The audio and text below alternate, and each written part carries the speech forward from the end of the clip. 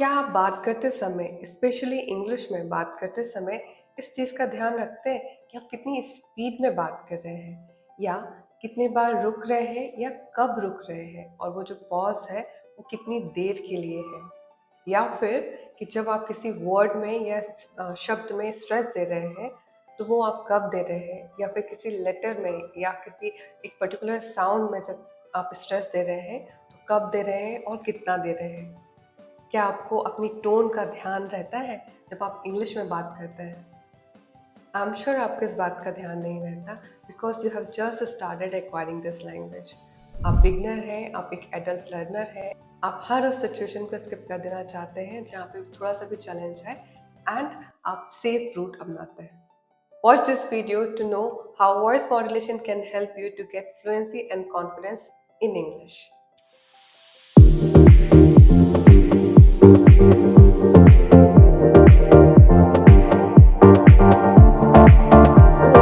Now I'm going to read a few lines. Just give your attention here and find out which one you are liking most and why.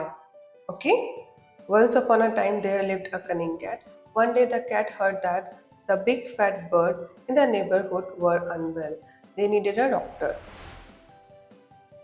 Once upon a time there lived a cunning cat. One day the cat heard that the big fat birds in the neighborhood were unwell. They needed a good doctor. Okay, now I'm going to show you two video clips. You are going to watch them and you are going to see which one is more engaging and interesting. I looked at him and he looked at me. And then he said the most amazing thing. He said, "Son, I see something in you, but I don't know what it is." I am doing just Fine. as well as I can. I'm sure you understood. Initially, I was speaking too fast and I was not pausing and I was not giving stress to any word or a letter. Okay, but when I was reading later on, you could definitely see the voice modulation. Sometime I was speaking in high pitch and I was taking pauses, and sometimes I was stressing upon one letter or a word. You can see the difference. Similarly, in these two clips also. So by now you understood that you don't need more English. Instead you need more practice. अभी तक आप जो focus कर रहे थे, आप focus कर रहे थे कि आपको बोलना क्या है, राइट? कि वो क्या आना चाहिए, ग्रामर आना चाहिए, रूल्स आना चाहिए, हम स्पीकिंग प्रैक्टिस कर लेंगे। आप अभी तक इसमें फोकस कर रहे थे, like what you are going to speak, you are focusing on what, but you were not focusing on how. It's equally important. तो ये जो वॉइस मॉड्यूलेशन है, ये हमें बताता है कि हमें किसी भी लैंग्वेज में किस तरीके से बात करना चाहिए। और अगर रियलिटी की बात करें तो हम हमारी फर्स्ट टंग में, हम हमारी मातृभाषा में वॉइस मॉड्यूलेशन का यूज़ बहुत ज़्यादा करते हैं। इसका एग्जाम्पल आप अपने चारों तरफ देख सकते हैं। वॉइस मॉड्यूलेशन यूज़ करना हमारी खुद की भाषा में हम सभी सुबह से शाम तक घर में, बाहर, ऑफिस में सब जगह करते हैं। तो अब आगे से अपनी लैंग्वेज की प्रोफिशिएंसी के लिए सॉरी बोलने की बजाय, like my English is not sorry, my English is not that good, instead of saying these sentences, you should work upon your voice modulation so that you can utilize the information you have at present and simultaneously you increase your fluency level. तो आपके पास अभी जितनी भी information है, उसी information में आप और भी बेहतर बात करना सीख सकते हैं अगर आप वॉइस मॉड्यूलेशन अपनी स्पीच में इंक्लूड करते हैं। वॉइस मॉड्यूलेशन एक सिंपल से कॉन्वर्सेशन को बहुत इंगेजिंग कर सकता है, इंटरेक्टिव कर सकता है और सक्सेसफुल कर सकता है। So let's understand why even a learner should include voice modulation since starting. Very first is, if you want to sound very natural and effortless, then include voice modulation. Because flat voice doesn't engage anyone and it sounds robotic. एक flat and monotonous voice किसी को भी सुला सकती है।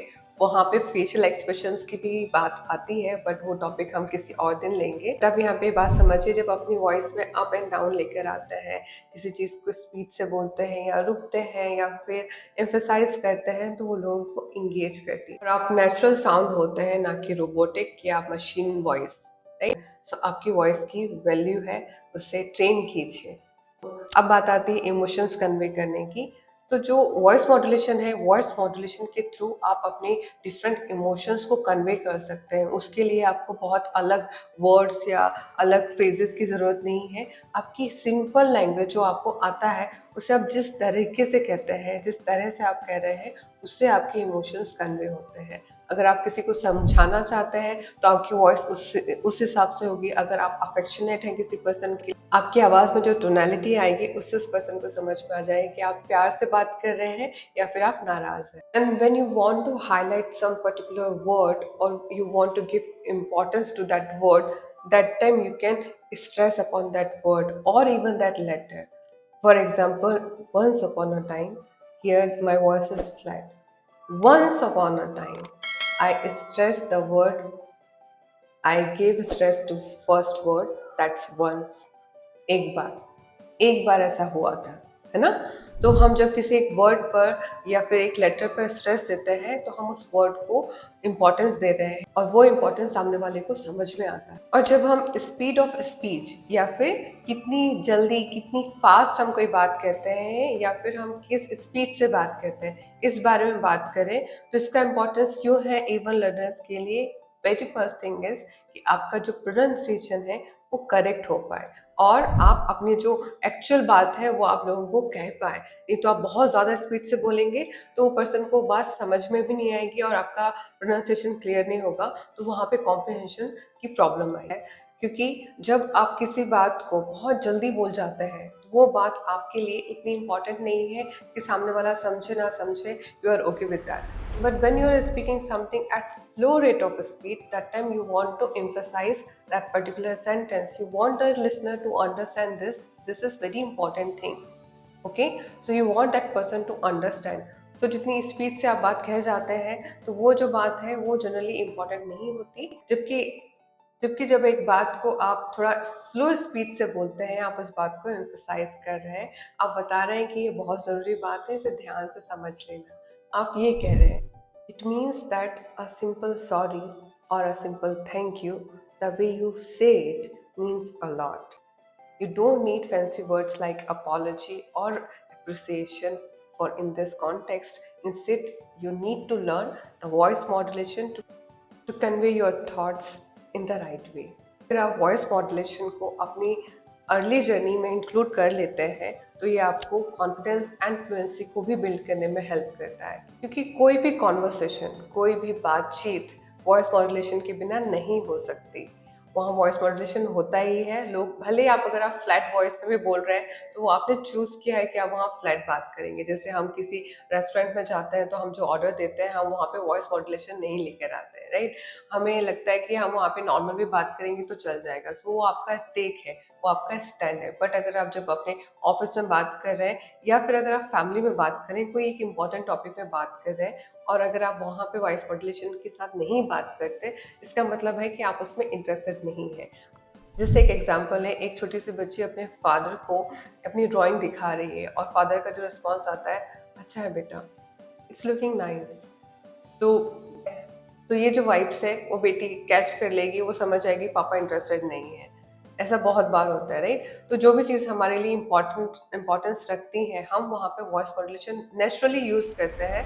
बस बात इतनी ही है कि आपको वॉइस मॉड्यूलेशन के बारे में सेकेंड लैंग्वेज या इंग्लिश में जो आपकी सेकेंड लैंग्वेज है यहाँ पे, वहाँ पे आपको इंक्लूड करना है। ये आपको बहुत ही कम लोगों ने बताया होगा या फिर आपने खुद ने भी इसकी तरफ ध्यान नहीं दिया होगा कि कैसे किसी बात को हम अच्छे से प्रेजेंट कर सकते हैं जब हम उसमें वॉइस मॉड्यूलेशन लाते हैं, उसमें हम वेरिएशन लाते हैं, हमारी वॉइस अप होती है, डाउन होती है, किसी वर्ड में स्ट्रेस देते हैं, हम रुकते हैं, हम पॉज लेते हैं, हम कभी पॉज ज़्यादा देर के लिए लेते हैं, कभी थोड़े टाइम के लिए लेते हैं। तो ये सारे जो फैक्टर्स हैं, एलिमेंट्स हैं, हमारी बात को, हमारी स्पीच को, उस कॉन्वर्सेशन को अलाइव कर सकता है।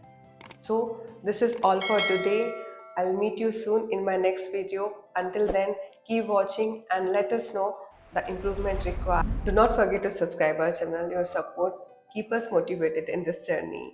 Thanks for watching. Bye.